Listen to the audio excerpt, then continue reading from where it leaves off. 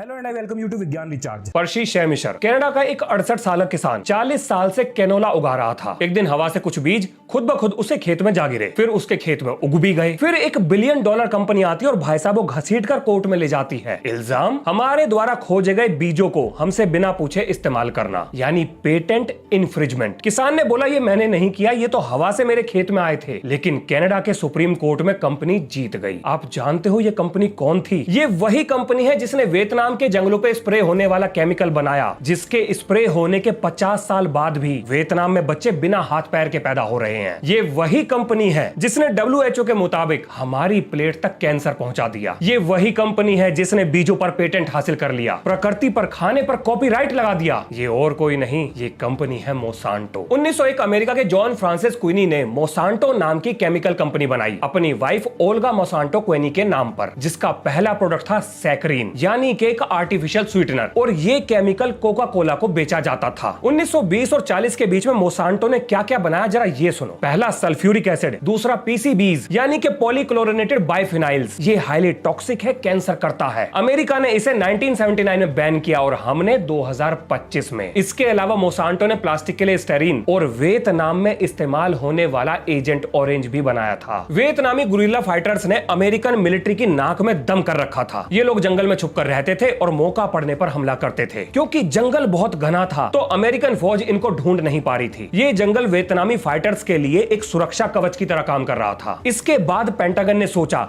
कि जंगल को ही मिटा दो, जब जंगल नहीं रहेगा तब तो दुश्मन दिखेगा। अब यहाँ पर अमेरिकन फौज एक हर्बिसाइड का इस्तेमाल करती है जिसका कोड नेम था एजेंट ऑरेंज। अब क्योंकि ऑरेंज धारियों वाले ड्रम्स में भर के लाया गया, इसलिए इसका नाम एजेंट ऑरेंज पड़ा। ये एक डिफोलिएंट था, यानी कि पेड़ के ग्रोथ हार्मोन्स का सत्यानाश करके ये उसके पत्ते गिरा देता था, जिसके बाद पेड़ मरता और मैदान साफ। लेकिन एजेंट ऑरेंज में एक भारी कमी थी, इसमें डाइऑक्सिन था। ये कार्सिनोजेनिक यानी कि कैंसर करने वाला और टेराटोजन था, यानी अगर ये किसी गर्भवती महिला के शरीर में प्रवेश कर जाए तो उसके पैदा होने वाले बच्चे को अपंग बना सकता था। वो बच्चा किसी न किसी विकृति के साथ पैदा होता। 1962 से 1971 तक यूएस मिलिट्री ने अनुमान के हिसाब से 8 crore litre agent orange Vietnam के जंगलों पर स्प्रे कर दिया, जिसका नतीजा निकला वियतनाम का 20% जंगल साफ और लगभग 4 लाख वियतनामी लोग मारे गए या परमानेंटली डिसेबल्ड हो गए, यानी अपंग बना दिए गए। इसके बाद लगभग 5 लाख बच्चे बर्थ डिफेक्ट्स के साथ पैदा हुए। किसी का हाथ नहीं था, किसी का पैर नहीं था, किसी के आंख नहीं थी, तो किसी का दिमाग ही विकसित नहीं हुआ था। और ये सिर्फ पहली जनरेशन में नहीं बल्कि दूसरी, तीसरी और सन 2026 तक, यानी कि घटना के 50-51 साल बाद भी वियतनाम में बच्चे अपंग पैदा हो रहे हैं। किसकी वजह से? एजेंट ऑरेंज की वजह से। इससे अमेरिकन सोल्जर्स भी नहीं बच पाए, हजारों को कैंसर हुआ। अमेरिकन सोल्जर्स के बच्चों में भी बर्थ डिफेक्ट्स आ गए। और जब सरकार के हाथ मोसांटो की गर्दन तक पहुंचे तब मोसांटो ने यह कहा कि हम तो बस केमिकल बनाते हैं, मिलिट्री उसका क्या इस्तेमाल करती है, इसमें हमारी क्या गलती है। अब यहाँ पर आपको एक बात और पता होनी चाहिए, हमारे भारत में भी एजेंट ऑरेंज जैसी घटना हुई है जिसका असर आज तक दिखता है। और ये केमिकल किसी और ने स्प्रे नहीं किया बल्कि एक राज्य की सरकार ने अपने लोगों पर किया था। आपको इसकी कहानी बताऊंगा लेकिन उसका जिक्र आगे होगा। अभी जरा मोसांटो की कुंडली खोलते हैं। अब मोसांटो के लिए एजेंट ऑरेंज एक सबक की तरह था, और सबक ये नहीं था कि खतरनाक केमिकल मत बनाओ, बल्कि सबक ये था कि केमिकल्स में बहुत पैसा है और दुनिया की सबसे बड़ी केमिकल मार्केट है एग्रीकल्चर, खेती, जिससे आपका और हमारा खाना पैदा होता है। अब क्योंकि दुनिया का हर इंसान खाना तो खाएगा, तो अगर खाने के केमिकल को कंट्रोल कर लिया जाए तो पूरी दुनिया पर कंट्रोल किया जा सकता है। साल 1970 जॉन ई फ्रांस मोसांटो का एक केमिकल साइंटिस्ट एक नए तरह के कंपाउंड की खोज करता है जिसका नाम था ग्लाइसोफेट। ये एक हर्बिसाइड था, यानी कि एक वीड किलर, पर कोई आम हर्बिसाइड नहीं बल्कि ब्रॉड स्पेक्ट्रम हर्बिसाइड। इसका मतलब हुआ कि ये किसी भी प्लांट को मार सकता था, मतलब घास, जंगली घास, पेड़ पौधे, कुछ भी, बस ग्लाइसोफेट स्प्रे करो और सब खत्म। 1974 से ये मार्केट में राउंड अप के नाम से बिकने लगा। अब इसके काम करने का जरा तरीका समझो। जैसे हमारे अंदर हार्मोन्स बनते हैं, ऐसे ही पेड़ों में भी हार्मोन्स बनते हैं। अब ग्लाइसोफेट उन्हीं हार्मोन्स को तहस नहस कर देता था। मान लो पेड़ के अंदर खाना बनाने वाली एक फैक्ट्री है। अब ग्लाइसोफेट उस फैक्ट्री में मशीन को बंद कराकर पेड़ के खाने की सप्लाई को बंद कर देता था। अब क्योंकि खाना नहीं बन पाएगा तो पेड़ भूख से मर जाएगा। इसके बाद मोसांटो ने यह भी कहा कि यह इंसानों के लिए पूरी तरह से सुरक्षित है, बस पेड़ों पर ही असर करता है। और यही वो कारण था जिसने इसे दुनिया में सबसे ज्यादा बिकने वाला हर्बिसाइड बना दिया। ये दुनिया के हर खेत, हर देश में पहुंच गया। लेकिन इस राउंड अप केमिकल के साथ एक जबरदस्त समस्या थी, और यह समस्या राउंड अप से भी ज्यादा खतरनाक थी। देखो, राउंड अप किसी भी चीज में भेदभाव नहीं करता था। ये जिस पेड़ पर गिरा समझो वो मरा। अब अगर ये गलती से फसल पर गिर जाए तो ये फसल को भी मार देता था। इसीलिए किसान इसे बहुत ध्यान से स्प्रे करते थे, जिसकी वजह से स्प्रे करने में बहुत ज्यादा समय लगता था और यही वो कमी थी जो इसके इस्तेमाल को मुश्किल बना रही थी। अब मोसांटो ने यहाँ पर एक आइडिया सोचा। मोसांटो ने प्लान बनाया कि क्या हो अगर हम किसी बीज को जेनेटिकली मॉडिफाई कर दें ताकि उस पर राउंड अप केमिकल का असर ही ना हो। और मोसांटो ने ये काम कर दिखाया। उन्होंने पौधे के डीएनए में एक जीन को डाल दिया जिससे वो पौधा ग्लाइसोफेट रेजिस्टेंट हो गया। मतलब एक ऐसा बीज तैयार हो गया जो उस केमिकल से नहीं मरता। अब इसका फायदा ये हुआ कि किसान आंख बंद कर सभी पौधों पर इस केमिकल को स्प्रे कर सकता था, जिसमें खरपतवार तो मर जाते लेकिन फसल बच जाती। और 1996 में मोसांटो ने राउंड अप रेडी बीज को बेचना शुरू कर दिया। लेकिन मोसांटो यही नहीं रुकी, उसने एक और लेवल कंट्रोल कर लिया जो पहले से भी ज्यादा खतरनाक था। अब मोसांटो ने अपने जीएम बीजों पर पेटेंट हासिल कर लिया था। इस बात की जरा ग्रेविटी को समझो। इस धरती पर जब से खेती शुरू हुई है तब से एक बेसिक रूल रहा है, किसान फसल उगाता है, बीज बचाता है और फिर वही बीज अगले साल बोया जाता है। और ये साइकिल हजारों सालों से लगातार ऐसे ही चलती आ रही है। अब मोसांटो ने इस साइकिल को तोड़ दिया। अब दुनिया भर के किसान राउंड अप रेडी बीज बड़े स्केल पर खरीदने लग गए थे। सिर्फ एक साल की फसल के लिए। फसल उगती है, बीज निकलते हैं, लेकिन किसान उन बीजों को सेव नहीं कर सकता क्योंकि वो बीज मोसांटो की इंटेलेक्चुअल प्रॉपर्टी है। मोसांटो का उन पर पेटेंट है। अब जिन किसानों ने मोसांटो के बीजों को बचाया, इस्तेमाल किया, मोसांटो ने उन सबको कोर्ट में घसीट लिया। लेकिन यहाँ पर आपके दिमाग में एक जेन्युइन सवाल आ सकता है कि भैया मोसांटो दुनिया भर में किसानों पर नजर कैसे रख सकती थी। और अगर हम भारत की बात करें तो भारतीय किसान मोसांटो से बीज खरीदकर अपने खेत में बोने के बाद फसल निकलने पर जो बीज बचते उन्हें दोबारा बोने पर ये कहते कि बेटा ये गया तेरा कॉपीराइट मेरे खेत में। अब अगर ये बात हमें समझ में आ सकती है तो मोसांटो भी जानती होगी। और इसीलिए मोसांटो ने पैदा कर दिए टर्मिनेटर सीड्स। आपने दुनिया में एक से एक खतरनाक चीज के बारे में सुना होगा, लेकिन जिन टर्मिनेटर सीड्स के बारे में मैं बताने जा रहा हूं, अगर ये टॉप पर ना हो तो टॉप 10 से नीचे भी नहीं होगा। देखो, 1990 में मोसांटो ने एक टेक्नोलॉजी डेवलप करी थी जिसका नाम था जेनेटिक यूज रेस्ट्रिक्शन टेक्नोलॉजी, यानी GURT। लेकिन मीडिया ने इसका नाम रखा टर्मिनेटर सीड्स। अब ये ऐसे बीज थे जिनके अंदर जानबूझकर सुसाइड जीन डाली गई थी। आप इसे ऐसे मानो कि जब एक पौधा मैच्योर होगा, उसके बीज तैयार होंगे, तब ये जीन एक्टिवेट होकर उस बीज को अंदर से मार देती थी ताकि वो बीज दोबारा बोए जाने लायक ना बचे। मतलब आप उसे खाने में इस्तेमाल कर सकते हो लेकिन उससे दोबारा पेड़ को पैदा नहीं कर सकते। और इस कदम के पीछे मोसांटो का मकसद था कि दुनिया भर में किसानों को उसके बीजों को दोबारा इस्तेमाल करने से रोकना। मतलब अगर मोसांटो के बीज इस्तेमाल करने हैं तो मोसांटो से ही दोबारा खरीदो। अब 1998 में ये बीज पेटेंट भी हो गए और जब किसानों ने, एनजीओज ने और वैज्ञानिकों ने इसका विरोध किया और धीरे धीरे लोगों को टर्मिनेटर बीज के बारे में पता लगा तो भाई साहब हंगामा मच गया। और अगर आपको अभी भी ये बात समझ में नहीं आई कि ये चीज इतनी खतरनाक क्यों थी, तो आप ये उदाहरण देखो। मान लो एक किसान ने मोसांटो के बीज बोए। अब उसी किसान के बगल में एक दूसरा किसान हर साल अपनी फसल काटकर अपने बीजों को बचा लेता था। अब मान लेते हैं कि जिस किसान ने टर्मिनेटर बीज बोए उसके खेत से कुछ बीज उड़कर दूसरे किसान के खेत में चले गए। अब जाहिर सी बात है कि बाकी बीजों के साथ उन्हें भी बचा लिया गया। लेकिन जब वो बीज बोए गए तो उनसे पौधे नहीं निकले, यानी कि एक किसान की पैदावार गिर गई। अब यहाँ पर आपको ये बात समझनी पड़ेगी कि एक खेत से जितनी फसल उगती है, जितनी पैदावार निकलती है, वो सारी की सारी बीज में नहीं बदलती, बल्कि कुछ स्पेशल दानों को बीज के लिए तैयार किया जाता है। अब अगर एक किसान ने 10 किलो बीज बचाए होंगे और उसमें 2-4 किलो मोसांटो के दाने आ गए होंगे, यानी कि टर्मिनेटर बीज के दाने आ गए होंगे, तो आप ये मान के चलो कि 20 से 30% फसल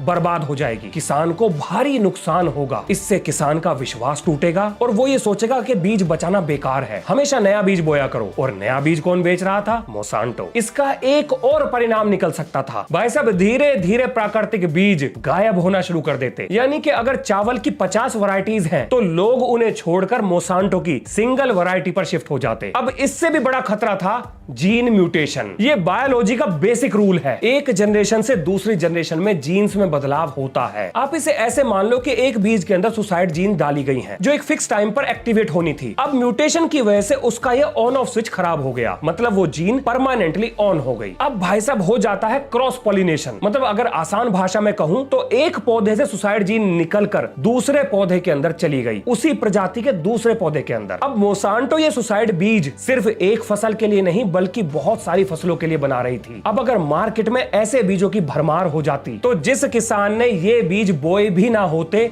उसकी फसल भी अगले साल पैदावार नहीं देती। उसके बीज में भी ये सुसाइड जीन चली जाती, जिससे धीरे धीरे फल, सब्जियां, अनाज सबकी पैदावार गिरने लगती। और ये सब रोकने के लिए उस समय पर हमारे पास बीज नहीं होते, क्योंकि किसान ने जो बीज बचाए थे वो तो जीन म्यूटेशन की वजह से खराब हो गए। और ये सब होने के बाद दुनिया में मिलने वाली खाने पीने की चीजों पर एक कंपनी का कंट्रोल होता, और वो होती मोसांटो। भाई साहब, दुनिया भर में करोड़ों लोग भूख से सोने पर मजबूर हो जाते, गांव के गांव खाली हो जाते, लोग रोटी के लिए लड़ते, सड़क पर दंगे हो जाते, और ईंटों के जंगल, जिसे हम शहर कहते हैं, वो लाशों से भर जाता। अगर कोई हमारे खाने पर कंट्रोल कर जाता, इंसान सब चीजों से लड़ सकता है, पर भूख से कैसे लड़ेगा? भाई साहब, ना कोई एटम बॉम्ब गिराना पड़ता, ना कोई जंग लड़नी पड़ती, सिर्फ एक जेनेटिक कोड से एक कंपनी दुनिया को घुटनों पर ला देती। और आपको यह जानकर बड़ी खुशी होगी कि मोसांटो की कब्र भारत के किसानों ने खोदी थी। दिन था 28 नवंबर 1998। जगह कर्नाटक का सिंगूर शहर, रायचूर डिस्ट्रिक्ट। प्रोफेसर नंजुंदा स्वामी ने बस अन्ना हुंसोले के खेत में मोसांटो की बीटी कॉटन की खड़ी फसल में आग लगा दी। उस समय वहां पर हजारों किसान मौजूद थे, और इसके बाद प्रोफेसर साहब ने एक नारा दिया, क्रीमेट मोसांटो, जिसका मतलब था मोसांटो की चिता जला दो, राख में मिला दो, पूरी तरह से मिटा दो। और इसके बाद भारत सरकार और जिम्बाब्वे ने मोसांटो के टर्मिनेटर बीजों पर पूरी तरह से प्रतिबंध लगा दिया। फिर वर्ल्ड बैंक की CGIAR ने, यानी consultative group of agriculture and research ने, मोसांटो के टर्मिनेटर बीज पर बैन ठोक दिया। और इसके बाद यूनाइटेड नेशंस की कन्वेंशन ऑन बायोलॉजिकल डाइवर्सिटी ने टर्मिनेटर बीजों पर बैन लगा दिया। ये दुनिया भर में बैन होने लगे। अब दुनिया भर से बैकलैश पाकर मोसांटो डैमेज कंट्रोल के मोड में आ गई। 4 अक्टूबर 1999 को मोसांटो के CEO रॉबर्ट शैपिरो ने एक पब्लिक ओपन लेटर में यह कहा कि अब से हम टर्मिनेटर बीजों को नहीं बेचेंगे। अब यहाँ पर हमें भारत सरकार की तारीफ करनी पड़ेगी। वैसे तो हमारी सरकारें सोती रहती हैं, लेकिन इस मामले की गंभीरता को समझते हुए सन 2001 में ही भारत सरकार ने protection of plant varieties and farmers right act बनाकर हर तरह के टर्मिनेटर बीजों पर प्रतिबंध लगा दिया। जब मोसांटो ने यह सोचा कि भारत एक आसान शिकार है, यहाँ के किसान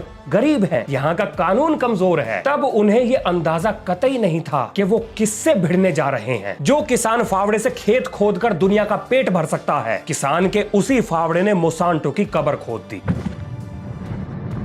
देखो, 1990 में भारत का इकोनॉमिक लिबरलाइजेशन हुआ, मार्केट खुले, फॉरेन कंपनीज आई और एग्रीकल्चर सेक्टर्स में भी कंपनीज आई। अब मोसांटो की भारत में एक पार्टनर थी, महाराष्ट्र हाइब्रिड बीज कंपनी। ये दोनों मिलकर एक बीटी कॉटन नाम का बीज लेकर आए। ये जेनेटिकली मॉडिफाइड था, इसमें एक खास जीन डाला गया था जिससे कपास का पौधा अपने आप ही कीड़ों को मारने के लिए इंसेक्टिसाइड बनाता था। मतलब सारे कीड़ों को नहीं, एक खास कीड़े को, जिसका नाम था बॉलवॉर्म। ये कपास का सबसे बड़ा दुश्मन था। अब किसानों को पहले बीज के लिए पैसे खर्च करने पड़ते, उसके बाद कीटनाशक के ऊपर और पैसे खर्च करने पड़ते थे। अब यहाँ पर बीटी कॉटन ने जबरदस्त काम किया, ये फैक्ट है। लेकिन जहाँ देसी कॉटन के बीज 10 से 15 रुपए किलो मिलते थे, ये 750 से 900 रुपए प्रति किलो मिलते थे। अब बीटी कॉटन से बॉलवॉर्म तो मर गया, लेकिन प्रकृति में जब एक चीज की जगह खाली होती है तो उसकी जगह दूसरा ले लेता है। तो बॉलवॉर्म की जगह बाकी कीड़ों ने भर दी। अब किसान को उन नए कीड़ों के लिए दवा लेनी पड़ी। इसके बाद बॉलवॉर्म खुद ही रेजिस्टेंट हो गया, यानी कि अब बीटी कॉटन के पेड़ के अंदर बनने वाला कीटनाशक बॉलवॉर्म को मार नहीं पा रहा था। अब किसान का और खर्चा बढ़ गया। अब क्योंकि बीटी कॉटन की पैदावार अच्छी थी, तो किसान वापस देसी बीजों पर नहीं जा सकता था। अब इसके बाद मोसांटो ने एक नया बीज निकाला, यानी कि बीटी कॉटन 2। फिर उसके बाद फिर यही सब हुआ। फिर बीटी कॉटन 3 आया, जो बोलगार्ड 3 के नाम से बिकता है। अब ये एक ऐसा जाल तैयार हो गया जिसमें किसान एक बार फंसने के बाद बाहर नहीं निकल सकता। किसान कर्ज लेकर उन बीजों को खरीदता, फिर कर्ज लेकर उसके ऊपर दवाई खरीदता, और अगर कहीं पर सूखा पड़ गया तो सारी फसल बर्बाद। और यही वो कारण था जिसकी वजह से भारत में इतने ज्यादा किसान आत्महत्या कर रहे थे। हमारे देश के NCRB ने 1995 से सन 2018 के बीच में 3 लाख से ज्यादा किसानों की आत्महत्याएं रिपोर्ट की हैं। असली नंबर इससे कई गुना ज्यादा भी हो सकते हैं। और ये सब इसलिए हो रहा था क्योंकि बीज बनाने वाली कंपनियों ने ऐसा चक्रव्यूह बनाया जिसमें किसान फंसने के बाद बाहर नहीं आ पाया। अब देखो, यहाँ पर आपके दिमाग में एक और सवाल आ सकता है कि आखिर किसान हर साल बीज क्यों खरीदता था?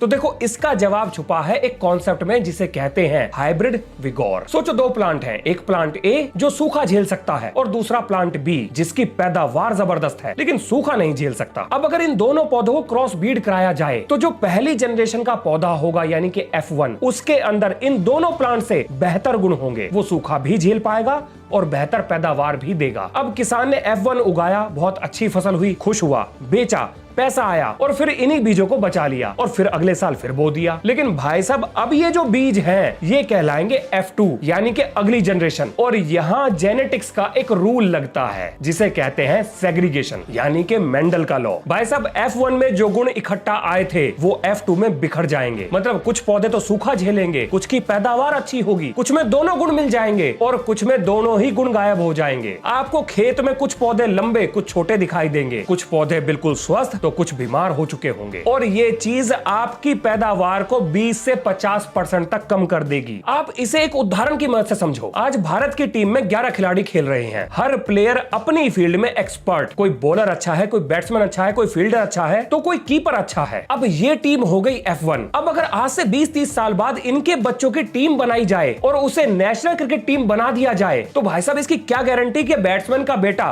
बैट्समैन ही निकलेगा? क्या पता वो बॉलर हो और क्या पता वो अच्छा बॉलर हो भी ना, या अच्छा बैट्समैन ना हो, या कीपर ना हो, या बढ़िया फील्डर ना हो। तब ये नई टीम इंटरनेशनल लेवल पर कंपीट नहीं कर पाएगी। और यही समस्या F2 के बीजों के साथ भी थी। अब या तो आप नुकसान के लिए तैयार हो जाओ, F2 बोते रहो जो बाद में F3 F4 देगा, या फिर कंपनी से दोबारा हाइब्रिड बीज खरीदो। भाई साहब बीज बनाने वाली कंपनियों ने बीजों को ऐसे डिजाइन किया है कि वो पहले साल शानदार रिजल्ट दे पर दोबारा उगने लायक ना हो। ये एक इंजीनियर डिपेंडेंसी है, ये बीज का बिजनेस मॉडल है। हमारे देश की ट्रेडिशनल वैरायटीज यानी कि देसी बीजों में ये समस्या नहीं थी। किसान उगाता था, बीज बचाता था, अगले साल फिर से वही बोता था, जनरेशन से ये काम चला आ रहा था। लेकिन आज ये सारी वैरायटीज धीरे धीरे गायब हो रही हैं। आपको मार्केट में ये नहीं मिलेंगी, ये डीलर्स के पास नहीं है, किसान के पास नहीं है, क्योंकि अब हमारे पास पुराने बीज नहीं है। और यही तो बीज बनाने वाली कंपनियां चाहती थी और यही हुआ।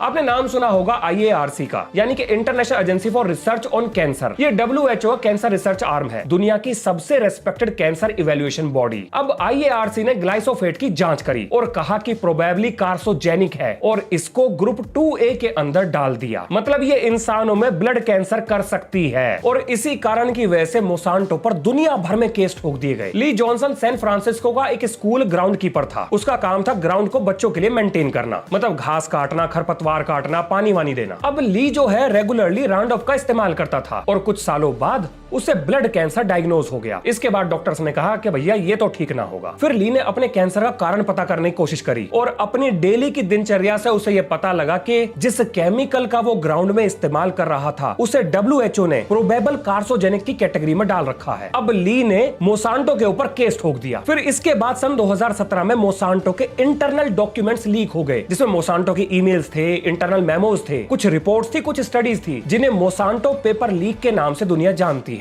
अब ये डॉक्यूमेंट्स एक बॉम्ब की तरह थे। इसमें साफ साफ लिखा था कि मोसांटो को वो सब कुछ पता था कि उसके द्वारा बनाया गया केमिकल क्या क्या कर सकता है। अब ये डॉक्यूमेंट्स कोर्ट में पेश हुए, ली जॉनसन केस जीत गया। एक आम आदमी ने कोर्ट में $1 बिलियन कंपनी को हरा दिया। इसके बाद मोसांटो पे $78 मिलियन का फाइन ठोक दिया गया। अब जरा भारत की सुनो। भाई साहब करोड़ों भारतीय किसान ग्लाइसोफेट का इस्तेमाल करते हैं रोज, बिना मास्क के, बिना किसी प्रोटेक्शन के, नंगे हाथों से, नंगे पैरों से। ली जॉनसन पूरी सुरक्षा के साथ ये काम करता था, फिर भी कैंसर की चपेट में आ गया। और भारत का किसान बिना किसी सुरक्षा के केमिकल स्प्रे करता है। लेकिन क्या आपको लगता है कि भारत में कोई किसान मोसांटो पर केस कर पाएगा? भाई साहब करेगा कहां से? उसे तो ये पता ही नहीं कि ये केमिकल कैंसर करता है, क्योंकि लेबल पर तो वार्निंग लिखी ही ना है। और अगर केमिकल के बारे में सुनकर आपको डर लग रहा है तो जरा एक और चिंता वाली बात सुनो। आज के समय दुनिया का बीज मार्केट सिर्फ 4 कंपनीज के कंट्रोल में है, जिसमें पहली है बेयर जिसने मोसांटो को खरीदा, दूसरी कोर्टेवा, तीसरी सिजेंटा जिसे चाइनीज सरकार ने खरीद लिया, और चौथी है BASF। ये 4 कंपनीज डिसाइड करती हैं कि दुनिया में क्या उगाया जाएगा, किसका बीज मिलेगा, उसके अंदर कौन सा गुण होगा। अब इस चीज का एक प्रैक्टिकल मतलब समझो। भाई साहब खेती में बीजों की वैरायटीज एक सुरक्षा कवच की तरह होती है। उदाहरण के लिए गेहूं के 100 से ज्यादा बीज हैं। कुछ सूखा झेल सकते हैं, कुछ बीमारी झेल सकते हैं, कुछ गर्मी झेल सकते हैं, तो कुछ अचानक से आए हुए मौसम के बदलाव को झेल सकते हैं। अगर एक प्रजाति मर भी जाती है तो बाकी तो बच जाएंगी। लेकिन जब 4 कंपनीज ये डिसाइड करेंगी कि मार्केट में कौन सा बीज बिकेगा तो वैरायटीज घटा दी जाएंगी। ये कंपनीज सिर्फ 5-6 वैरायटी के बीजों को चुनकर बाकी की सभी वैरायटीज को हटा देंगी। और ये इतना खतरनाक क्यों है, ये हमें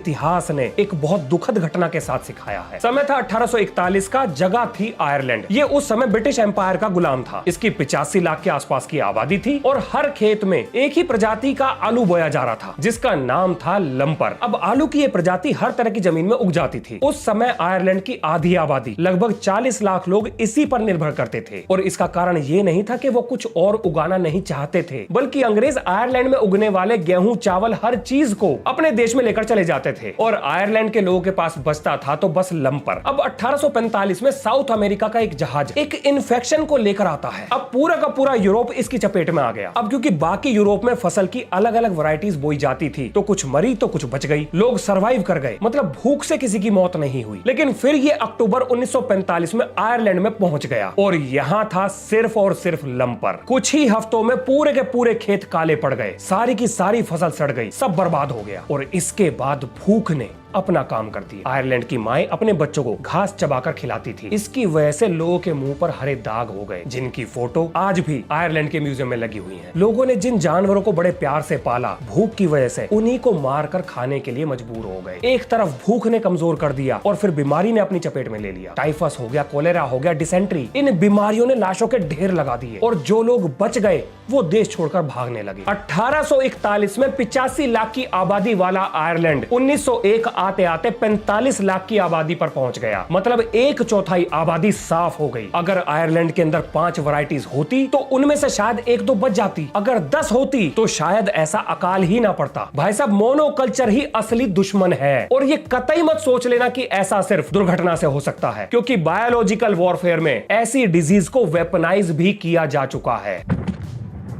देखो, अमेरिका और सोवियत यूनियन दोनों ने ही कोल्ड वॉर के समय एंटी क्रॉप बायोलॉजिकल एजेंट तैयार किए हैं, जिनका मकसद है कि लड़ाई के समय इनका इस्तेमाल करके दुश्मन देश की फूड सप्लाई को क्रिपल करना, मतलब पूरी तरह से तबाह कर देना। अब जरा आप ये सोचो कि कोई आतंकवादी संगठन किसी ऐसी फसल की किसी जीन को टारगेट करे जो पूरी दुनिया में कॉमन हो, और ये कोई मुश्किल काम नहीं है, बस एक इंजीनियर्ड पैथोजन बनाने की देर है। अब अगर ये काम हो जाता है तो इसके बाद क्या होगा, क्या किसी ने सोचा है? ये वो संभावना है जिसको झुटलाया नहीं जा सकता।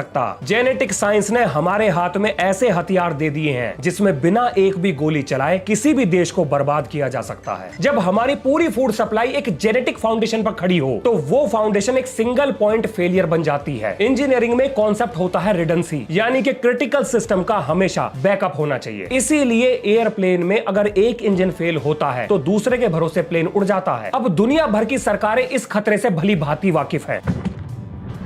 नॉर्वे में एक पहाड़ के अंदर लगभग 130 मीटर नीचे परमाफ्रोस्ट में -18 डिग्री सेल्सियस पर 13 लाख से ज्यादा बीज और 6200 से ज्यादा पौधे, यानी कि दुनिया की पूरी एग्रीकल्चर हिस्ट्री को सील्ड बॉक्सेस में जमा दिया गया है। और भारत सरकार भी पीछे नहीं है। हमारे NBPGR ने, यानी कि national bureau of plant genetic resource ने, नॉर्वे में लगभग 60,000 से ज्यादा बीज जमा करे हैं। इसके अलावा भारत सरकार ने लद्दाख के चांगला में नेशनल बीज का वॉल्ट भी बना रखा है, जिसमें हमारे 10,000 से ज्यादा बीज जमा है। अब जरा ये सोचो कि क्या आपने सरकार से ये चीजें मांगी थी, लेकिन फिर भी दुनिया भर की सरकारें ऐसी तैयारी कर रही हैं। इसका मतलब कि स्थिति कितनी गंभीर है ये सारे देशों को पता है। इस पूरी फूड सप्लाई में अगर एक भी चीज इधर उधर हो गई तो दुनिया भूखमरी कगार पर आ जाएगी, क्योंकि एक्सपर्ट ये बात बहुत अच्छे तरह से जानते हैं कि क्लाइमेट चेंज, युद्ध और बीमारियां, ये तीनों खतरे एक साथ आ रहे हैं, और जिसका बीज बचेगा उसका देश बचेगा।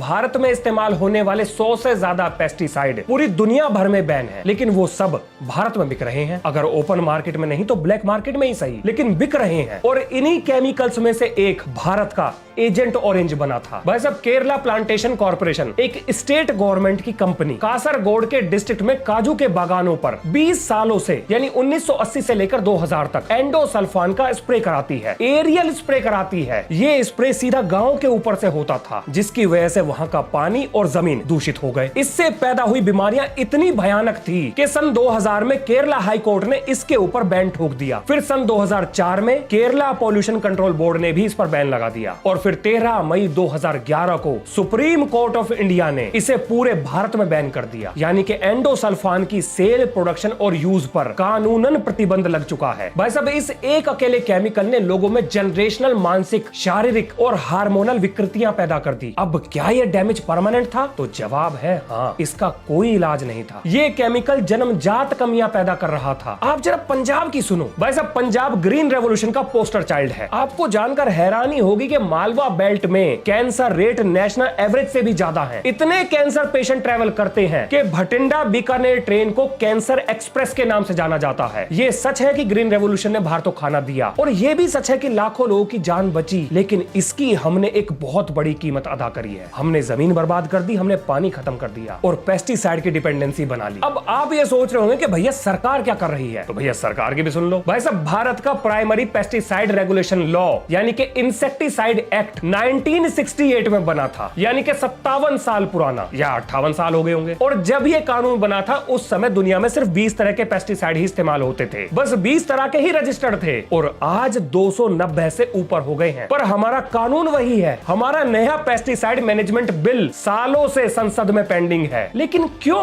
भाई साहब, केमिकल तो कुछ भी नहीं। हमारे देश की सरकारों ने फर्टिलाइजर में आत्मनिर्भर होने के लिए दशकों तक कुछ नहीं किया, और ये तो बीज की मोनोपोली से भी ज्यादा खतरनाक है। आप जरा ये सुनो, भारत दुनिया का दूसरा सबसे बड़ा फर्टिलाइजर कंज्यूमर है, जिसमें भारत अपनी जरूरत का 100% potash Canada, Russia, Belarus, Jordan जैसे देशों से आयात करता है। इसके बाद डीएपी यानी कि डाई अमोनियम फॉस्फेट का 50 से 70% सऊदी अरेबिया, रशिया, मोरक्को और चाइना से इंपोर्ट होता है। माना कि हम यूरिया खुद बना लेते हैं, लेकिन यूरिया बनाने के लिए नेचुरल गैस लगती है, और भारत इसका 80% इंपोर्ट करता है। और ये सारा सामान आता कहां से है? तो ये आता है स्ट्रेट ऑफ हॉर्मूज के रास्ते से, जिस जगह इस समय ईरान, अमेरिका और इजराइल आपस में सींग फंसाकर बैठे हैं। अगर ये रास्ता बंद होता है और भारत में फर्टिलाइजर की सप्लाई रुकती है, तो देश में खेती कोलैप्स कर जाएगी। और जिसको ये गलत फहमी है कि ऐसा कुछ ना होने वाला, तो जरा याद करो कि जब रशिया यूक्रेन वॉर हुई थी, मतलब शुरू ही हुई थी, तब ग्लोबल लेवल पर फर्टिलाइजर के दाम $600 प्रति टन से लेकर सीधा $900 प्रति टन पहुंच गए थे। और भारत सरकार को उस समय उस एक साल के लिए 1.1 लाख करोड़ की सब्सिडी एक्स्ट्रा देनी पड़ गई थी, सिर्फ किसानों को जिंदा रखने के लिए। दुनिया के दूसरे कोने में हो रही जंग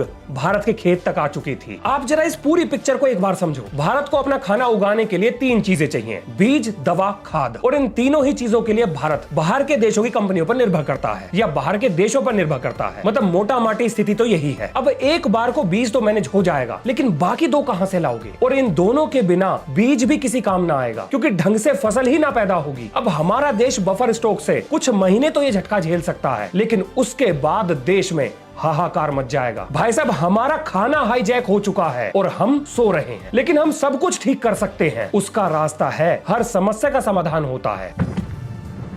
देखो, हम अपनी जरूरत का 100% पोटाश बाहर से इंपोर्ट करते हैं, लेकिन आपको जानकर हैरानी होगी कि पूरी दुनिया का सबसे बड़ा पोटाश का भंडार भारत के राजस्थान में ही है, पूरा 23,000 मिलियन टन। इसके बाद दूसरे नंबर पर कनाडा आता है, सिर्फ 1100 मिलियन टन। हम 23,000 के ऊपर बैठे हैं, और ये बात हमें पिछले 40 साल से पता है। आज तक 1 किलो भी हमने जमीन से ना निकाला है, पूरा बाहर से इंपोर्ट कर रहे हैं। लेकिन क्यों? क्योंकि ये 300 से 900 मीटर जमीन के नीचे है, और इतनी गहराई में नॉर्मल माइनिंग से ये ना निकलने वाला। इसके लिए हमें स्पेशल सॉल्यूशन माइनिंग करनी पड़ेगी। मतलब पोटाश के लिए नीचे पानी भरो, वो पानी में घुलेगा और ऊपर आ जाएगा। अब इजराइल ऐसे निकालता है, कनाडा भी यही करता है, जर्मनी भी यही करता है। यानी टेक्नोलॉजी तो एग्जिस्ट करती है, पर भारत इस्तेमाल नहीं कर रहा है, बस लगातार इंपोर्ट कर रहा है। ये प्रॉब्लम जियोलॉजिकल नहीं है, बल्कि पॉलिटिकल है। देखो, हमारे लिए सॉल्यूशन बिल्कुल साफ है, जिसमें सबसे पहला है स्ट्रेटेजिक फर्टिलाइजर रिजर्व, यानी कि 6 महीने का बफर स्टॉक। जैसे तेल के लिए बना रखा है, ऐसे ही फर्टिलाइजर के लिए भी बनाओ। दूसरा, राजस्थान का पोटाश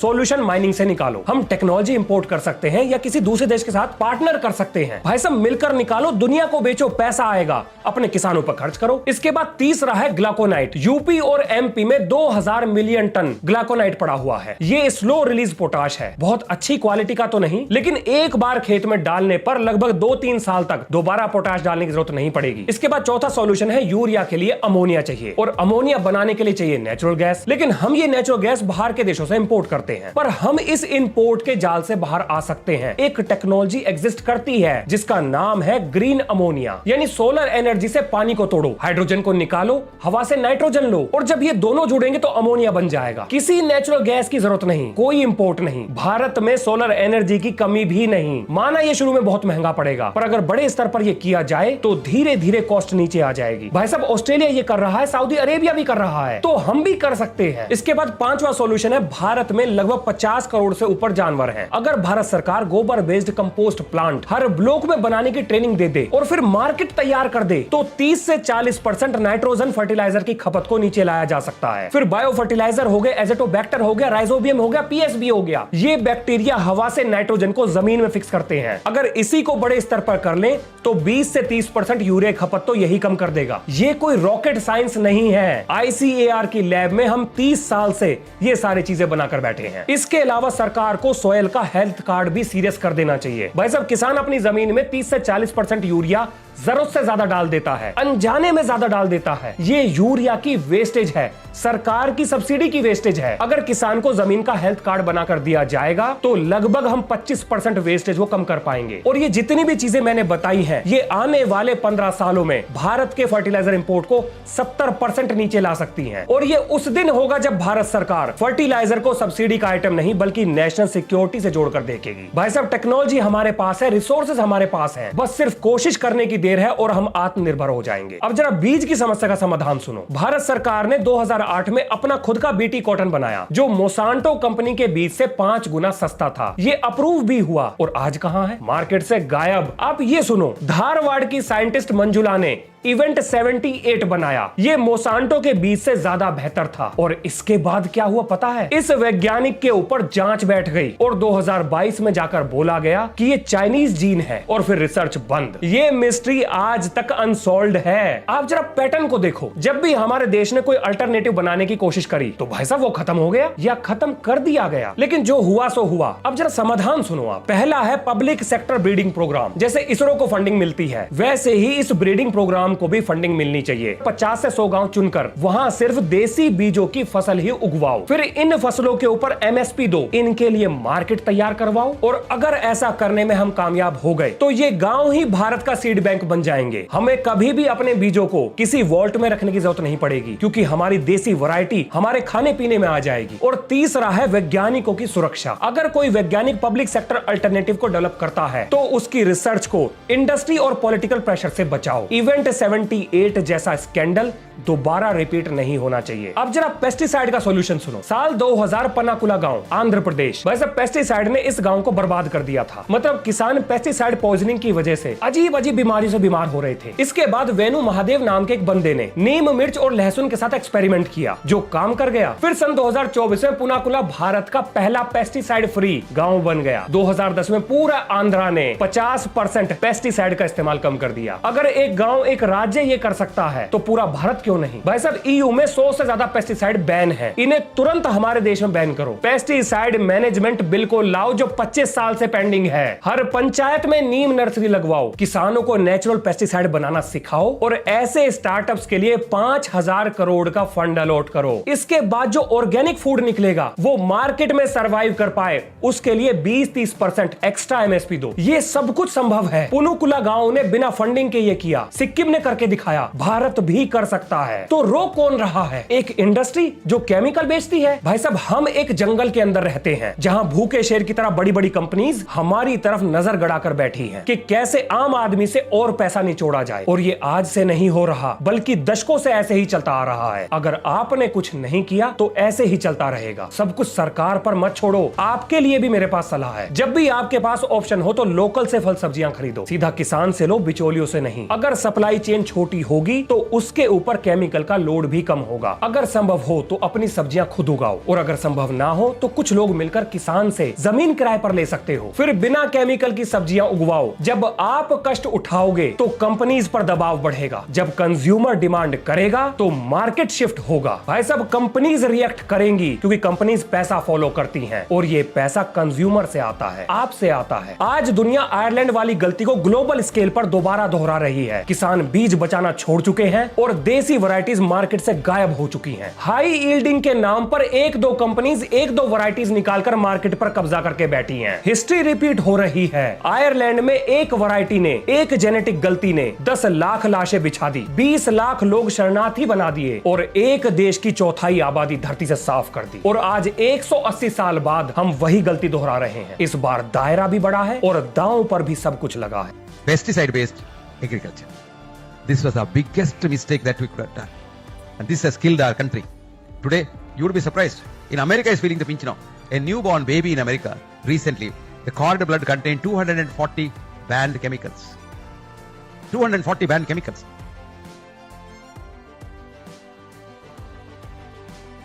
तो इसी नोट के संग ये है इस वीडियो का अंत। मिलते हैं नेक्स्ट वीडियो में। जय हिंद, जय भारत।